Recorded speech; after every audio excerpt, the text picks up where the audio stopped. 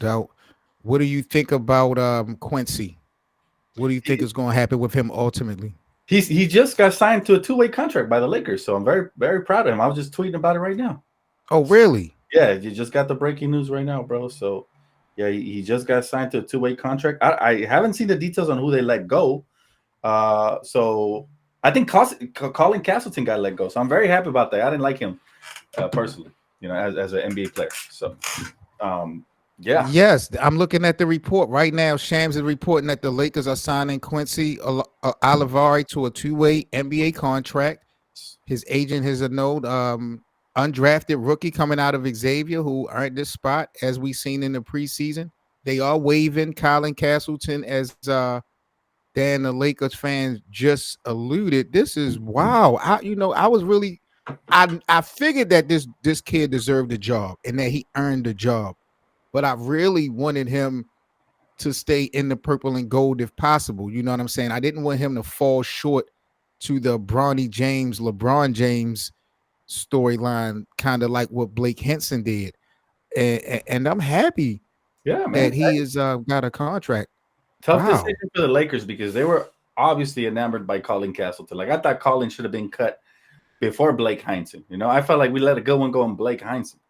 But Right, right, I right. was like, this if he survives what Quincy did this preseason, let's be honest. Quincy won a whole game for us, man, in preseason, right? Which usually doesn't happen with guys his age that are trying to make the league. But he brought us back. What was it? The game versus who did we play? The Bucks versus the Bucks. Milwaukee on the So, road. to me, he should have earned the spot then. And then last night, I didn't watch the game, but I seen the highlights. It looks like he had another nice game. So I'm like, how can you not sign the kid? Yeah, You he doesn't shy away from the moment. That's the biggest thing. yep, He's only played up 1.5 preseason games. yep. And when I'm looking at the numbers, wow. Amazing. JJ, Dan, Quincy finished this preseason with the Lakers in 1.5 games. He finished number one in three-point field goal percentage at 57%. That ties with LeBron. He Yep. finished number one in field goal percentage at 52%, amongst all non-big men. And he finished number two in total 3 points made with 8 during the preseason for the entire Lakers team. The last game of the summer league, he dropped 20 points. He was 6 for 11. He was 6 for 11 from the three. And last night versus Golden State, he had 22 points and he was 5 of 9 for three. So this young boy is a shooter. He's a Yep. scorer. And most importantly, he's got a motor. Defensively, he was flying, picking up guys full court, And I think he's perfect. I think everything JJ said about him, it would have been kind of weird if they didn't sign him to the two-way. I think it was inevitable, to be honest with you. And Castleton, he had plenty of opportunities to shine. And if anything, I felt like he regressed these last couple years with the Lakers. I thought his best stint was when he was on his first year with the Lakers in Summer League. That was his best stint. We were like all enamored by his potential, but he never really kind of flourished, under any Yep. sort of role. So I like it. I love the decision, man. Now there were talks. This is the last question I'll ask before I let y'all go. There were talks about. I saw DeMarcus Cousins say he feels like the Lakers are not serious about winning and competing because they drafted Bronny James. He said he likes the feel good story of LeBron playing with his son, but he feel like that move showed him that the Lakers aren't serious about winning. What's your thoughts on DeMarcus Cousins saying that? I'll let JJ go first.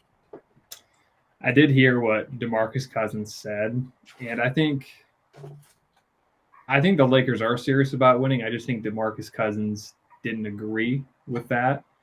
Because anytime you're with the LeBron team, you're serious about winning, right? So Thank you. I think that was more. I see what he's saying because it is a feel-good story, but I mean the Lakers are serious about winning because even when they weren't winning, they were trying to win. And then they signed LeBron. I feel like if you have a team with LeBron, you're trying to win. I think with what DeMarcus Cousins saying, I disagree with that because it's pretty simple. You're obviously trying to win because you have LeBron and you have Anthony Davis, right? And then they did some things in the offseason. So I think they are serious about winning. I disagree with most of what But he's my saying. thing about it is this. How do you feel like the Lakers aren't looking to win because of a move made at 55th in the second round? When has that ever been a determining factor on what a team wants to do in any other year of the NBA? It seems like former Lakers love to hate the Lakers. I don't know no other organization in the NBA that has former players that stay shitting on this current team like the Lakers do. It don't make no sense to me. It's jealousy, bro. That's what it is. Let's keep it honest. And I don't mean career wise, because DeMarcus has nothing to be jealous about Bronny career wise. But what I think it is these guys felt like they were pushed out of the league a little too soon. Like they didn't get the opportunity to come back and contribute. And if you remember, DeMarcus didn't even play a single game with the Lakers. He got hurt preseason and he was done. You know, and I think they still gave him a ring, if I'm not mistaken. Exactly. So I mean, a lot of these guys are jealous that a young player like Bronny would get drafted. They feel like it's what's that word everybody's been using? Nepotism. Yep. Like it's so overused at this point. It's ridiculous, bro. Like Bronny, like you said, he was a 50th pick. I don't remember the last time a 50th pick had any expectations in the league. But because it's LeBron James' son, that's why. That's why.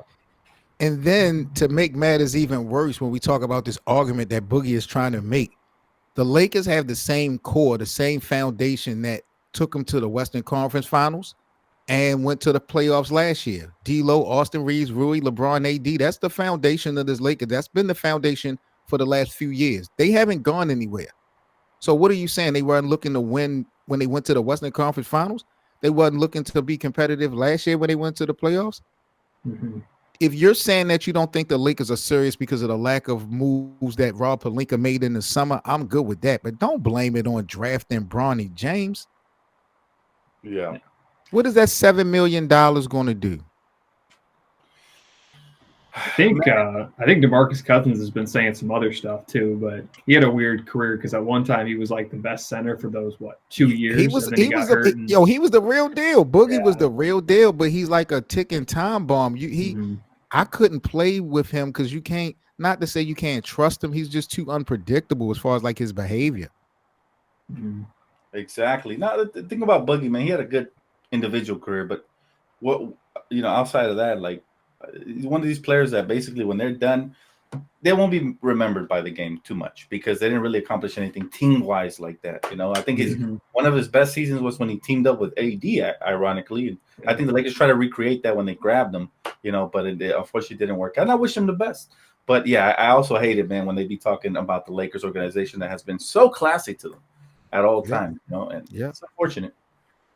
Well, the Lakers couldn't really do a lot either, like outside of like free agency. They didn't really have a lot of not much cap at all. Like it was pretty locked where they were at, so they couldn't really do much.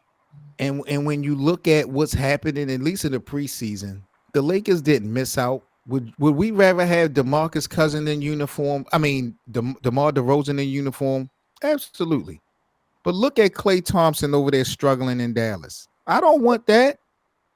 I'm glad that wasn't going to change life for the Lakers. So there really wasn't a lot available in the offseason, even though we didn't do anything. And partially the reason, like JJ just alluded to, we didn't have no damn money. Couldn't afford to make any major moves. For all the latest news and debates on the Los Angeles Lakers, be sure to subscribe here to the Lakers Land platform.